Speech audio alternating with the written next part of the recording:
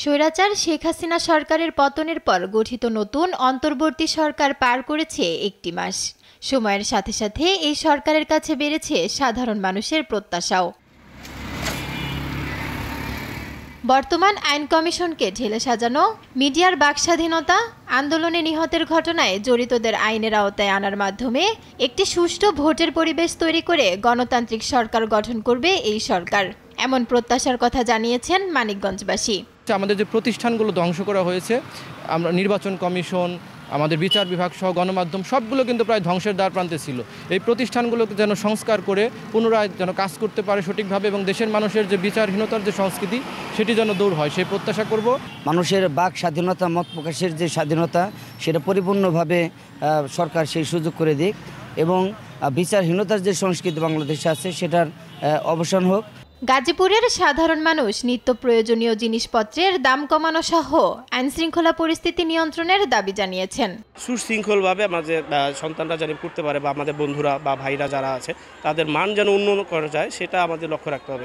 সরকারের কাছে আমাদের আবেদন থাকবে। মৌলিক অধিকার যেগুলো আছে, যেমন খাদ্য, বস্ত্র, বাসস্থান, শিক্ষা, চিকিৎসা, সবার প্রথম যে মৌলিক চাহিদাটা খাদ্য, তো এটাতে জানি নজর দেয় এবং সিন্ডিকেট যাতে উচ্ছেদ করে। নতুন সরকারের কাছে দ্রব্যমূল্যের নিয়ন্ত্রণ সহ গণমাধ্যমের স্বাধীনতা চান বরিশালের সাধারণ মানুষ। এই সরকারের কাছে দাবি থাকবে সাংবাদিকেরা যেন সাদাকে সাদা, কালোকে কালো বলতে পারে, তাহলে সমাজ ও জাতি উপকৃত হবে। সুস্থভাবে, সুন্দরভাবে যেন আমরা জীবনযাপন করতে পারি, চলতে পারি, এই প্রত্যাশাই সব সরকারের কাছে, সব মানুষের, সব নাগরিকের এই প্রত্যাশাই থাকে। পদে পদে দুর্নীতি বন্ধ, প্রকল্পের নামে অর্থ লোপাট, সরকারের প্রতিটি সেক্টরে স্বচ্ছ জবাবদিহিতা সহ দ্রব্যমূল্যের নিয়ন্ত্রণে পদক্ষেপ দেখতে চান রংপুরবাসী। সরকারের প্রত্যেকটি সেক্টরে যেন জবাবদিহিতামূলক একটি সরকার ব্যবস্থা থাকে। সর্বোপরি একটি দুর্নীতিমুক্ত, বৈষম্যহীন এবং কল্যাণমুখী একটা রাষ্ট্র চাই আমরা। সকল প্রকার দুর্নীতি, বৈষম্যের হাত থেকে জনসাধারণ যেন রক্ষা পায়, সেদিকটা লক্ষ্য রেখে সামনে এগিয়ে যাবে, এটাই আমাদের প্রত্যাশা। দ্রব্যমূল্য থেকে শুরু করিয়া মানুষের যেটা আশা আকাঙ্ক্ষা সব কিছুর জন্য তার কাছে আমরা পাওয়ার আশা করি। ডক্টর মোহাম্মদ ইউনুস চট্টগ্রামের সন্তান, তার সঙ্গে রয়েছেন বৃহত্তর চট্টগ্রামের আরও কয়েকজন গুণী ও যোগ্য মানুষ। দলমত নির্বিশেষে চট্টগ্রামবাসীর প্রত্যাশা, এই নিরপেক্ষ মানুষগুলো চট্টগ্রামের জন্য সত্যিকার অর্থে প্রয়োজনীয় ও গুরুত্বপূর্ণ কাজগুলোকে অগ্রাধিকার দেবেন।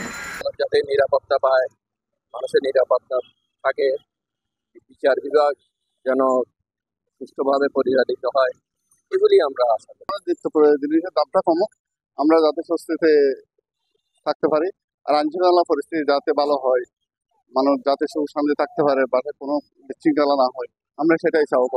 সব অন্ধকার কাটিয়ে নতুন সরকারের হাত ধরে মাথা উঁচু করে দাঁড়াবে নতুন বাংলাদেশ, এমনটাই প্রত্যাশা দেশবাসীর। ফারজানা ইসলাম, নিউজ ডেস্ক, দেশ টিভি।